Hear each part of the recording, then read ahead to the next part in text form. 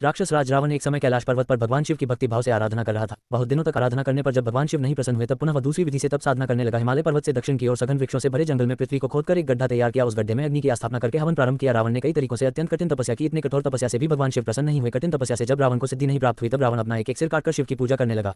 शास्त्र विधि सेवा पूजा करता और उसके बाद अपना एक सिर काटकर भगवान को समर्पित करता। इस प्रकार उसने 9 मस्तक अपना काट डाले। जब वह अपना अंतिम मस्तक काटने ही वाला था तभी भगवान शिव उस पर प्रसन्न होकर प्रकट हुए और साक्षात प्रकट होते ही रावण के पूर्ववत मस्तक जोड़ दिए। भगवान ने राक्षस राज रावण को बाला पर पराक्रम प्रदान किया। भगवान शिव का प्रसाद करके नतमस्तक होकर विनम्र भाव से हाथ जोड़कर कहा, देवेश्वर आप मुझ पर प्रसन्न होइए, मैं आपको लंका ले जाना चाहता हूँ, मेरी मनोरथ सिद्ध कीजिए।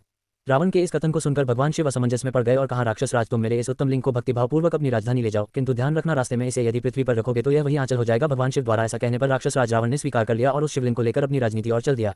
भगवान शिव की माया शक्ति के प्रभाव से रास्ते में जाते समय उसे मुद्रोत्सव की प्रबल इच्छा हुई। तब शिवलिंग को एक ग्वाल के हाथ में पकड़ाकर स्वयं लघुशन का पेशाब करने चला गया। एक मुहूर्त बीतने के बाद शिवलिंग के भार से पीड़ित उस ग्वाल ने शिवलिंग पृथ्वी पर रख दिया। पृथ्वी पर शिवलिंग रखते ही वह वहीं स्थिर हो गया। इस प्रकार रावण द्वारा किए जाने वाले तपस्या के फलस्वरूप श्री वैद्यनाथ ज्योतिर्लिंग का प्रादुर्भाव हुआ, जिसे देवताओं ने स्वयं प्रतिष्ठित कर पूजन किया। जो मनुष्य श्रद्धापूर्वक भगवान श्री वैद्यनाथ जी का अभिषेक करता है तो उसका शारीरिक और मानसिक रोग अति शीघ्र नष्ट हो जाता है। इसलिए श्री वैद्यनाथ धाम में लाखों की संख्या में दर्शनार्थियों की भीड़ दिखाई देती है।